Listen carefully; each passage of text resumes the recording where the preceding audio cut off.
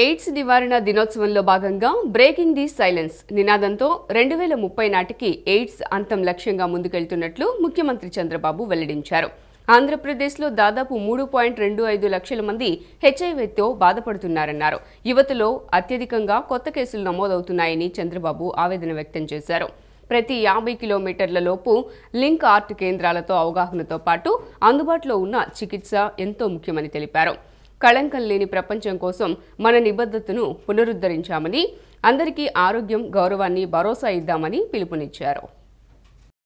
తనను కస్టడీలో హింసించిన కేసులో మతిమరుపు వచ్చినట్లు నటిస్తున్న వారు మినహా మిగిలిన వారంతా విచారణలో ఉన్నట్లు చెప్పారని ఉపసభాపతి రఘురామకృష్ణంరాజు వ్యాఖ్యానించారు.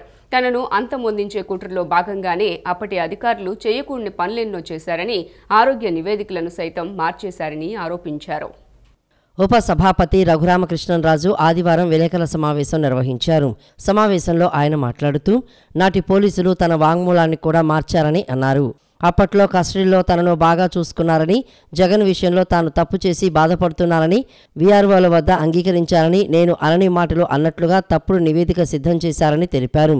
దానిపై సంతకం పెట్టాలని ఎస్పీ దిలీప్ కుమార్ వచ్చి అడగ్గా అదంతా అబద్ధమని, తాను సంతకానికి నిరాకరిస్తే బెదిరించారని చెప్పారు. తనను అరెస్ట్ చేసేటప్పుడు ఏఎస్పీ విజయపాల్ తన మీద పడి ఫోన్ లాక్కున్నారని, అప్పటి CID chief PV Sunil Kumar ప్రోద్బలంతో గుంటూరు ప్రభుత్వాసుపత్రి సూపరింటెండెంట్ ప్రభావతి వైద్య నివేదికలు తారుమారు చేశారని అన్నారు. విధి నిర్వహణలో ఉన్న ఓ అధికారి చేయకూడని పనులన్నీ సునీల్ కుమార్ చేశారని పేర్కొన్నారు. గుండె ఆపరేషన్ జరిగిన విషయాన్ని పట్టించుకోకుండా తన ఛాతీపై 110 కిలోల బరువున్న తులసి అనే కలెక్షన్ ఏజెంట్ను కూర్చోబెట్టారని అన్నారు. ఇప్పుడు అతను గుడివాడలో దందాలు చేస్తున్నాడని రఘురామ వివరించారు. కుట్రలో ప్రధానమైన సునీల్ కుమార్ విదేశాలకు పారిపోకుండా చూడాలని ప్రభుత్వాన్ని కోరినట్లు తెలిపారు. దుబాయ్లో ఆయన ఇతరుల పేరిట ఆస్తులు కొన్నారని చెప్పారు. విధి నిర్వహణలో ఉన్నప్పుడే విలాసవంతంగా తిరిగారని, అతని పాస్పోర్టు తనిఖీ చేస్తే ఏ దేశాలకు వెళ్లారో తెలుస్తుందని పేర్కొన్నారు. మరి పివి సునీల్ కుమార్ చరిత్ర చాలా గొప్పది. మరి ఎంతోమందిని అంబేద్కర్ ఇండియా మిషన్ అని చెప్పి పెట్టి మరి వాళ్ళతోటి ఒక డ్యూటీలో ఉన్న ఆఫీసర్గా, సర్వీస్లో ఉన్న ఆఫీసర్గా చేయకూడని పనులన్నీ కూడా మరి అతను చేశాడు. మరి అతను క్రిస్టియన్ అని చెప్పి అందరికీ తెలిసిందే. ఓపెన్గా కూడా ఆయన స్టేట్మెంట్ ఇచ్చాడు. ప్రకాష్ రాజ్ గారి స్టైల్లో, ఇది నువ్వు నాకు నచ్చేలో ప్రకాష్ రాజ్ స్టైల్లో, బ్రిటిష్ వాడా మాకు పూజలు చేసుకోవడానికి చర్చ్ ఇచ్చావు, చదువుకుంటానికి బడిచ్చావు అని చెప్పి చాలా ఓపెన్గా కన్ఫెస్ చేశాడు. మరి అతనేమో సర్టిఫికేట్ చూస్తే SC certificate by practising Christian, లేటెస్ట్గా సుప్రీంకోర్టు జడ్జిమెంట్ కూడా కార్డియాలజిస్ట్ని రెడీగా ఉంచమని చెప్పి, ఒక ఎమర్జెన్సీ వచ్చే అవకాశం ఉంది, కార్డియాలజిస్ట్ రెడీగా ఉండాలని చెప్పారు. గతంలో కూడా నేను చెప్పా ఇదే సంగతి. ఇప్పుడు తేలాల్సింది ఆ కార్డియాలజిస్ట్ని రెడీగా ఉంచాలని వివేక్ యాదవ్ అనే ఐఏఎస్ ఆఫీసర్ ఇంటర్నల్ నోట్స్ చూడాలి, ఎన్ని గంటలకు చెప్పాడు. 14వ తారీఖు నేను ఇక్కడికి తీసుకురాబడ్డ తర్వాత ఇచ్చాను. తొందరపడి ఒక కోయిల ముందే కూసింది అని ఒక అద్భుతమైన పాట ఉంది దేవులపల్లి కృష్ణశాస్త్రి గారి, ఇది మల్లెల వేల అని. అలాగే ఏదైనా 13వ తారీఖే పొరపాటున వివేక్ యాదవ్ లెటర్ రాశాడా, ఎలాగో తెలుస్తాయి. నేను గతంలో చెప్పిన దాన్ని రిపీట్ చేస్తున్నా అంతే. ఆల్మోస్ట్ ఒక 70-80% there were confirmations by many people. ఇప్పుడు కూడా మరి ఆ కుట్రలో భాగంగా మరి సీతారామాంజనేయులు గారు, ఇతను రఘురామరెడ్డి కూడా ఉన్నారు. కాకినాడ పోర్టు వద్ద డిప్యూటీ సీఎం పవన్ కళ్యాణ్ పర్యటనలో ఎన్నో అంశాలు వెలుగులోకి వచ్చాయని, దేశ భద్రతకు భంగం కలిగించేలా అక్కడ స్మగ్లింగ్ జరుగుతోందని మంత్రి నాదెండ్ల మనోహర్ పేర్కొన్నారు. 12,800 కోట్లతో ప్రజలకు రేషన్ బియ్యం అందిస్తున్నామని, కూటమి ప్రభుత్వంలో మంత్రిగా తాము తెనాలి నియోజకవర్గంలో పౌర సరఫరాల శాఖ గోడౌన్లో తనిఖీ చేశామని, ఆ తర్వాత తనిఖీల్లో కూడా తూకాల్లో తేడాలున్నాయని చెప్పారు. 51,427 మెట్రిక్ టన్నుల బియ్యం కాకినాడలో తనిఖీల్లో పట్టుకున్నామన్నారు. పౌర సరఫరాల శాఖ మంత్రి నాదెండ్ల మనోహర్ విజయవాడలో విలేకరుల సమావేశం నిర్వహించారు. సమావేశంలో ఆయన మాట్లాడుతూ 13 కంపెనీలపై కేసులు పెట్టి చర్యలు తీసుకోవాలని ఆదేశించినట్లు మంత్రి తెలిపారు. దీంతో వారు కోర్టుకు వెళ్లి బియ్యం విడుదలకు ఆదేశాలు తెచ్చారని, వారి నుంచి 43.5 కిలోల చొప్పున ధర కట్టి బియ్యం వెనక్కి ఇచ్చామని మంత్రి తెలిపారు. కాకినాడలో అసలు ఏం జరుగుతుందో ఎవరికీ తెలియని పరిస్థితి నెలకొందని, గత 5 ఏళ్లలో కాకినాడ పోర్టులోకి ఒక్కరు కూడా వెళ్లలేదని మంత్రి నాదెండ్ల మనోహర్ అన్నారు. కాకినాడ పోర్టు దగ్గర తనిఖీలు ఎందుకు అని అందరూ ఆలోచనలు చేస్తున్నారని, జగన్ సీఎంగా ఉన్నప్పుడు డోర్ డెలివరీ పేరుతో 969 వాహనాలు కొని 16,000 కోట్లు వృధా చేశారని మంత్రి ఆరోపించారు. గతంలో రేషన్ షాపుల ద్వారా పంపిణీ 15 రోజులు సాగేదని, ఈ వ్యాన్ల ద్వారా జిల్లాల వారీగా ఒక నెట్వర్క్ ఏర్పాటు చేశారని, కిలో 10 రూపాయల చొప్పున ప్రజల నుంచి రేషన్ బియ్యం కొని స్మగ్లింగ్కు పంపుతున్నారని అన్నారు. కాకినాడ పోర్టు నుంచి బియ్యం ఎగుమతి బాగా జరిగిందని, అరవిందో నుంచి పోర్టు లాక్కుని మరీ బియ్యం ఎగుమతి చేశారని, 23,51,218 కృష్ణపట్నం, 38,02,000 మెట్రిక్ టన్నులు విశాఖ నుంచి పంపారని, కాకినాడ పోర్టు నుంచి 30,18,400 మెట్రిక్ టన్నుల బియ్యం అంటే సుమారు 48,537 కోట్ల రూపాయల విలువ చేసే బియ్యం ఎగుమతి చేశారని మంత్రి అన్నారు. దీని వెనుక ఎవరున్నారో బయటికి లాగుతున్నామని చెప్పారు. జూన్ 28వ తారీఖున కాకినాడలో 13 గోడౌన్స్లో తనిఖీలు చేయడం జరిగింది. ఈ 13 గోడౌన్స్లో ఆ రోజు జరిగిన తనిఖీల్లో 51,427 మెట్రిక్ టన్స్ బియ్యాన్ని ఆ రోజు సీజ్ చేయడం జరిగింది. ఆ 51,427 మెట్రిక్ టన్స్లో పరీక్షల తర్వాత 25,386 మెట్రిక్ టన్స్ పీడిఎస్ రైస్గా నిర్ధారించడం జరిగింది. ఇది ఎట్టి పరిస్థితుల్లో అరికట్టాలి, మార్పు తీసుకురావాలనే ఉద్దేశంతో అక్కడ స్థానికంగా ఉన్న అధికారులతోటి కలెక్టర్ గారి ఆధ్వర్యంలో కమిటీ వేసి జిల్లా ఎస్పీ గారిని అప్రమత్తం చేసి ముందు ఈ 13 కంపెనీలపైన కూడా ఎసెన్షియల్ కమోడిటీస్ యాక్ట్ కింద మా పరిధిలో ఉన్న కేసులే కాకుండా క్రిమినల్ కేసెస్ కూడా నమోదు చేయమని ఆ రోజున ఆదేశాలు జారీ చేయడం జరిగింది. 29,000 ఫేర్ ప్రైస్ షాపులు ప్రతి నెల 1వ తారీఖు నుంచి 15వ తారీఖు వరకు ఉదయం నుంచి సాయంత్రం తెరిచి ఉండి వినియోగదారులు ఎప్పుడు వచ్చినా వాళ్ళకి సరుకు అందించే విధంగా ఎన్నో సంవత్సరాలు జరుగుతున్న ఒక మంచి ప్రక్రియని వీళ్ళు పక్కదారి తీసుకెళ్ళి వాళ్ళ స్వలాభం కోసం ఈ వ్యాన్లు తీసుకొచ్చి ఈ వ్యాన్ల ద్వారా రాష్ట్ర వ్యాప్తంగా నెట్వర్క్ ఏర్పాటు చేసుకుని బియ్యం సేకరించడం మొదలుపెట్టారు. ప్రభుత్వానికి 43 రూపాయల 40 పైసలు ప్రతి కిలో ఖర్చు అయ్యే ఈ బియ్యాన్ని క్షేత్రస్థాయిలో వీళ్ళు 10 రూపాయలకే తీసుకుని వెళ్ళిపోవడం, చాలా చోట్ల మీరు సరైన సమయానికి రాలేదు, వ్యాన్ వెళ్ళిపోయింది కాబట్టి మీకు సరుకు ఇవ్వమని చెప్పడం, చివరికి ఎంఎల్ఎస్ పాయింట్ల దగ్గర నుంచి కూడా గోతాలు తీసుకుపోయే సందర్భాలు ఎన్నో ఉన్నాయి. అది చాలా స్పష్టంగా మనకి ఆధారాలు కూడా దొరికినాయి.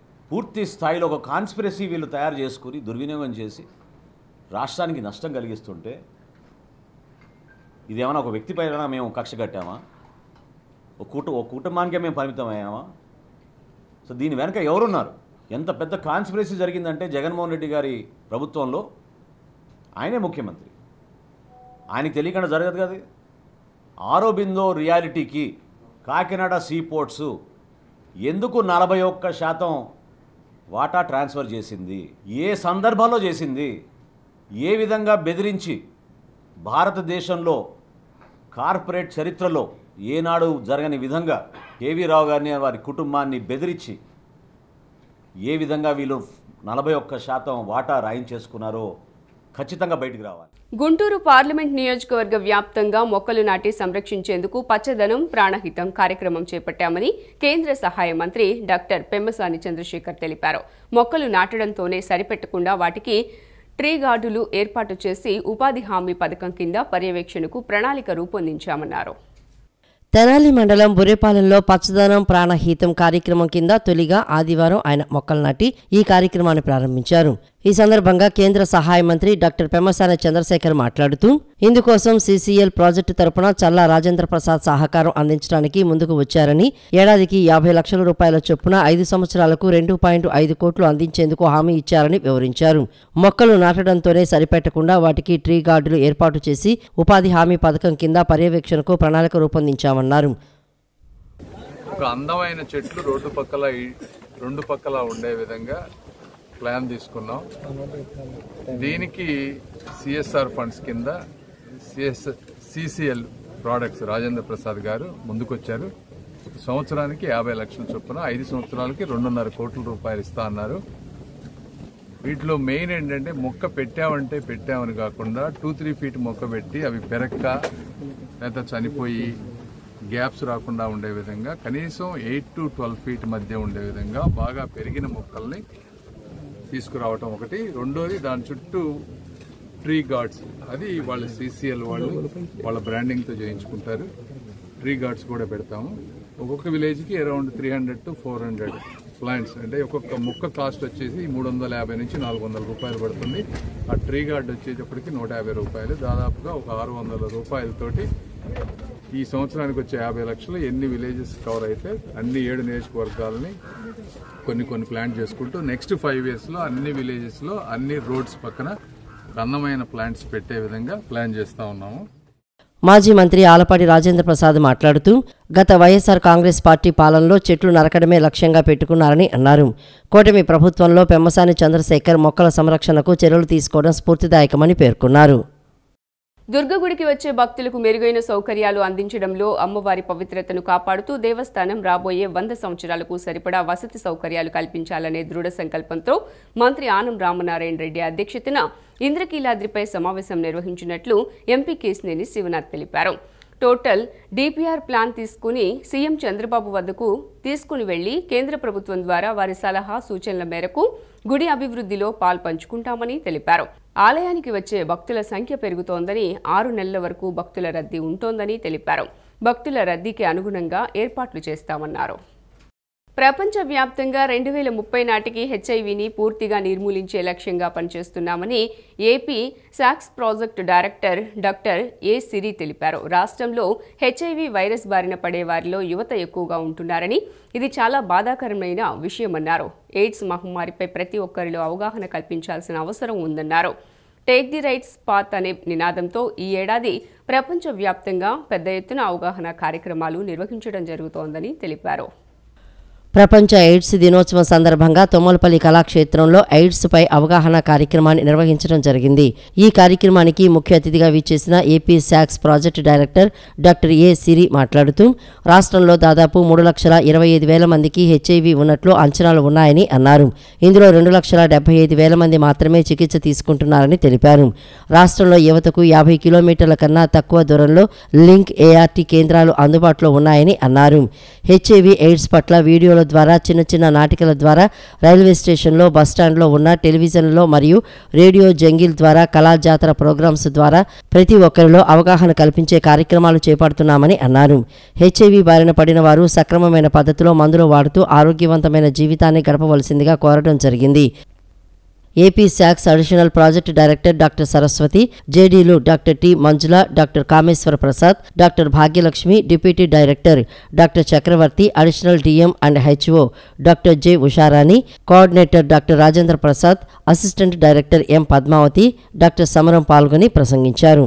HIV నిర్మూలన మనందరి బాధ్యత అని, అది అవగాహనతోనే సాధ్యమవుతుందని తెలిపారు. ఇలాంటి కార్యక్రమాల వల్ల HIV వ్యాధిగ్రస్తుల్లో మనోధైర్యం వస్తుందన్నారు. సమాజం వీరిని అక్కున చేర్చుకోవాల్సిన అవసరం ఎంతైనా ఉందని తెలిపారు. HIV నిర్మూలనకు ప్రతి ఒక్కరూ సహకరించాలని పేర్కొన్నారు. మన ఎన్టీఆర్ డిస్టిక్లో 886 మంది మనకి ఆల్రెడీ ట్రీట్మెంట్ తీసుకుంటున్నారండి. వాళ్ళందరూ కూడా మంచి అవగాహనతో అన్ని సెంటర్లకు వెళ్ళి మళ్ళీ మధ్యలో కూడా టెస్టులు చేయించుకొని వైరల్ రోడ్ ఎంత ఉంది అని తెలుసుకొని కూడా ఆ విధంగా వాళ్ళు ఉంటున్నారు. సో ఎవరైనా కూడా అందరికీ మేము ఏదైనా మీకు అనుమానం అనేది ఉండి ఒకవేళ సస్పెక్ట్ ఏమైనా చేస్తుంటే మీరు ఏ విధంగానూ మీరు దాని గురించి ఒక సిగ్గుపడకుండా మీకు ART సెంటర్స్ ఉన్నాయి, లింక్ ART సెంటర్స్ కూడా మీ దగ్గరలోనే ఉన్నాయి. మీరు అక్కడున్న ANMని అడిగినా, అక్కడ PACలో డాక్టర్స్ని అడిగినా, అట్లానే MLHPలు అడిగినా మీకు సందేశాన్ని ఇస్తారు. అక్కడికి వెళ్ళి మీరు వెళ్ళి టెస్ట్ చేయించుకొని మీ విషయాలన్నీ కూడా గోప్యంగా ఉంచబడుతుందండి. వాళ్ళందరూ పాజిటివ్ అయినా కూడా వాళ్ళ పట్ల వివక్ష చూపించకూడదు. వాళ్లను మనతో సమానంగానే భావించాలి. వాళ్ళు రెగ్యులర్గా మందులు వాడడానికి ప్రోత్సహించాలి. ఈ విధంగా చేస్తూ హక్కుల బాటలో, వాళ్లకు హక్కులున్నాయి, మనకు హక్కులున్నాయి, వాళ్ళ నుంచి మనకు HIV రాకూడదు. వాళ్లకు హక్కులున్నాయి కనుక మనం వాళ్లను ఇబ్బంది పెట్టకూడదు, డిస్క్రిమినేట్ చేయకూడదు. ఈ బాటలో పయనించండి అని నాకు చెప్పింది. ఈ థీమ్ తీసుకొని మనం 2030 నాటికి సమాజానికి ఎయిడ్స్ అనేది పబ్లిక్ హెల్త్ థ్రెట్ అని కొన్ని డిసీజెస్ని మాత్రమే అంటాము. పబ్లిక్ హెల్త్ థ్రెట్గా ఉన్న హెచ్ఐవి ఎయిడ్స్ని సమాజానికి థ్రెట్గా లేకుండా చేయడం అనేది 2030 నాటికి అంతం చేయాలనేది నాకు ఉద్దేశం. ఇంకా భారతదేశంలో ఈ 95 మన ప్రపంచంలో కొన్ని దేశాలు క్యూబా కానీ ఇవన్నీ కంప్లీట్గా ఎయిడ్స్ లేకుండా అయిపోయి, ఎయిడ్సే కాదు ఎస్టీడీ సిఫిలిస్ లాంటివి కూడా లేకుండా పోయాయి. క్యూబా ఉంది, అలా కొన్ని దేశాలు ఉంది, దాదాపు 5-6 దేశాలు 0% అక్కడ అసలు లేదు హెచ్ఐవి ఎయిడ్స్ అనేది. అలా ఉంది. మన భారతదేశంలో అవుతుంది. మనం ఇక మన నాకో కానివ్వండి, ఇక ఏపీ సాక్స్ కానీ ఎక్సలెంట్ చేస్తున్నారు. కావాల్సింది చైతన్యం. మందులు అంటారా, గవర్నమెంట్ అసలు ఫ్రీగా ఇస్తున్నారు. ఒక బీపీ వస్తే, ఒక షుగర్ వస్తే మనుషులు ఎలా హాయిగా జీవిస్తున్నారో, జీవితం వాళ్ళు పూర్తి జీవితం కలిగిస్తున్నారో, హెచ్ఐవి వచ్చిన ఇంకా చెప్పాలంటే అండి, బీపీ వస్తే ఈ తినుకు నిబంధనలు ఉన్నాయి. షుగర్ వస్తే ఈ తినుకు అని చెప్పాల్సి వస్తుంది. హెచ్ఐవి వస్తే తిను ఏం పర్వాలేదు. శుభ్రంగా ఈ రోజున పెప్ ట్రీట్మెంట్ ఉంది, ఇవన్నీ ఉన్నాయి. ఇక కొత్త ఇంజక్షన్ వ్యాక్సిన్లు కూడా ఇప్పుడు ఆల్రెడీ కొన్ని వ్యాక్సిన్ ఇంకా మనకు పూర్తిగా అందుబాటులో లేవు, కానీ ఇంకా మన దేశం అంతగా రాలే. కానీ ప్రతి నెల ఇంజక్షన్లు చేసేట్లుగా మందుల బదులు ఇంజక్షన్లు చేయించుకునే పరిస్థితికి వస్తుంది. ముఖ్యమంత్రి చంద్రబాబు నాయుడు అధ్యక్షతన సచివాలయంలో 3వ తేదీన రాష్ట్ర మంత్రివర్గ సమావేశం కానుంది. ఈ నెల 4వ తేదీన జరగాల్సిన మంత్రివర్గ సమావేశం షెడ్యూల్ మారింది. ఒకరోజు ముందుగానే సమావేశం నిర్వహించాలని ప్రభుత్వం నిర్ణయించింది. 4వ తేదీకి బదులుగా ఈ నెల 3నే మంత్రివర్గ సమావేశం నిర్వహించాలని నిర్ణయించారు. ఆదివారం సాయంత్రం 4 గంటల్లోపు మంత్రివర్గ సమావేశం పంపాలని శాఖాధిపతులకు సీఎస్ నీరబ్ కుమార్ ప్రసాద్ ఆదేశించారు. రేషన్ కార్డుల్లో మార్పులు చేర్పులతో పాటు కొత్త కార్డులకు దరఖాస్తు చేసే అవకాశాన్ని ప్రభుత్వం కల్పించింది. ఈ నెల 2 నుంచి 28 వరకు గ్రామ వార్డు సచివాలయాల్లో దరఖాస్తులు స్వీకరిస్తారు. అర్హులైన వారికి సంక్రాంతి నుంచి కొత్త రేషన్ కార్డులు జారీ చేస్తారు. గత ప్రభుత్వ హయాంలో రేషన్ కార్డులపైన వైకాపా రంగులతో పాటు జగన్ బొమ్మను ముద్రించారు. ఇప్పుడు వాటి స్థానంలో కొత్త కార్డులు ఇవ్వనున్నారు. దీనికి బడ్జెట్ కూడా విడుదలైంది. గుంటూరు జిల్లా తాడేపల్లి పట్టణ పరిధిలోని డోలాస్ నగర్, ప్రకాష్ నగర్లో గుంటూరు ఎస్పీ సతీష్ కుమార్ ఆదేశాల మేరకు north sub division DSP Muralikrishna నేతృత్వంలో తాడేపల్లి సీఐ కళ్యాణ్ రాజు మరియు పోలీసు సిబ్బంది ఆదివారం రాత్రి కార్డన్ సెర్చ్ నిర్వహించారు. ఈ సందర్భంగా గుంటూరు జిల్లా అడిషనల్ ఎస్పీ రవికుమార్ మాట్లాడుతూ 100 మంది పోలీసు సిబ్బంది ఈ కార్డన్ సెర్చ్లో పాల్గొన్నారని తెలిపారు. అలానే సరైన పత్రాలు లేని 38 వాహనాలు స్వాధీనం చేసుకున్నామని అన్నారు. గంజాయి ప్రత్యేక డ్రైవ్ నిర్వహించాలని ఉన్నతాధికారులు ఆదేశించారని, ఆ దిశగా కూడా తాము అడుగులు వేస్తామని అడిషనల్ ఎస్పీ రవికుమార్ అన్నారు. వెహికల్ చెకింగ్ అలాగే కార్డన్ సెర్చ్ ఆపరేషన్ చేయడం జరిగింది. సో ఈ ఆపరేషన్లో దాదాపు 100 మంది సిబ్బంది అధికారులు అంతా పాల్గొనడం జరిగింది. 6 టీములుగా విడిపోయి అందరూ కూడా మొత్తం తనిఖీలు చేపట్టారు. ఇది మనకి సాధారణంగా చేసే తనిఖీల్లో భాగంగానే మనం చేపట్టడం జరిగింది. రాబోయే రోజుల్లో కూడా మనకి ఈ తనిఖీలు అన్ని ప్రాంతాల్లో కూడా ఎక్కడెక్కడైతే మనకి ఇబ్బందికరమైన పరిస్థితులు ఉన్నాయని చెప్పి ఇన్ఫర్మేషన్ ఉంటుందో అటువంటి ప్రాంతాల్లో ఖచ్చితంగా అన్ని ప్రాంతాల్లో చేస్తాము. ఇది కేవలం ప్రజల్ని చైతన్యపరచడానికి, అలాగే కొంచెం అవేర్నెస్ తీసుకొచ్చి ఎటువంటి అసాంఘిక కార్యకలాపాలు జరగకుండా నిరోధించడానికి మాత్రమే మనం చేపడుతున్నటువంటి యాక్టివిటీ. సో ఇందులో మనకి 38 వెహికల్స్ వరకు మనకి సీజ్ చేయడం జరిగింది. అందులో 34 వెహికల్స్ డాక్యుమెంట్స్ లేనివి, అలాగే 4 వెహికల్స్ పూర్తిగా రిజిస్ట్రేషన్ నెంబర్ కూడా లేకుండా మనకి దొరకడం జరిగింది. సో ఇవన్నిటి మీద కూడా తదుపరి చర్యలు తీసుకుంటాము. సో ప్రజలందరికీ కూడా విజ్ఞప్తి చేసేది ఏంటంటే, రాబోయే రోజుల్లో కూడా కంప్లీట్గా మనం పోలీస్ అనేది అందరికీ అందుబాటులో ఉంటాము. అలాగే ఎక్కడ కూడా అసాంఘిక కార్యకలాపాలు జరగకుండా కూడా మేము గట్టిగా చర్యలు తీసుకోవడం జరుగుతుంది. ఎస్పెషల్లీ గంజాయి మీద కొంచెం స్పెషల్ డ్రైవ్ చేయమని చెప్పి ఉన్నతాధికారులు మాకు ఆదేశాలు ఇవ్వడం జరిగింది.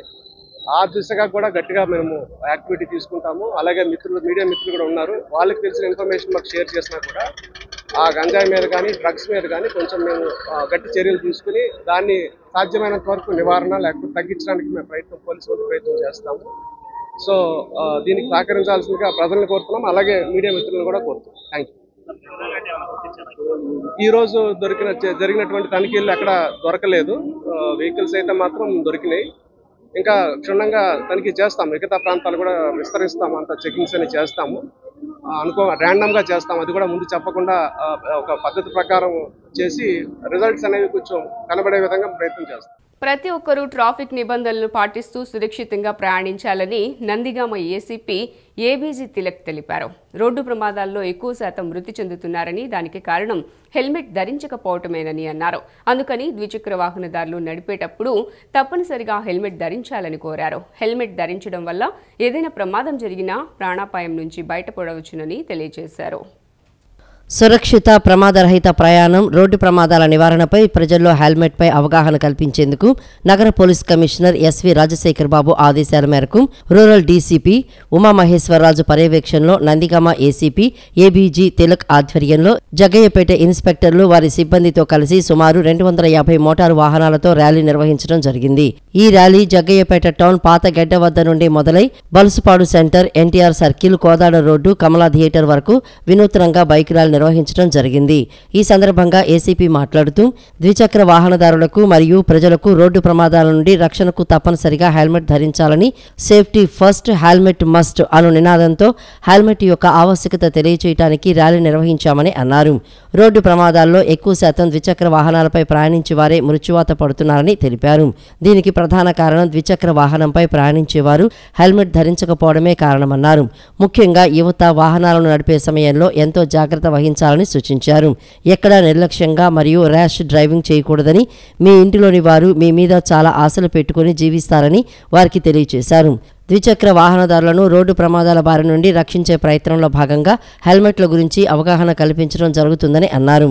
ఈ క్రమంలో రోడ్డుపై హెల్మెట్ లేకుండా వెళుతున్న వాహనదారులకు వినూత్నంగా గులాబీ పూలను అందించి హెల్మెట్ ధరించాలని తెలిపారు. సిటీ న్యూస్ ఇంతటితో సమాప్తం. తిరిగి వార్తల్లో మళ్ళీ కలుద్దాం. అంతవరకు సెలవు. నమస్కారం.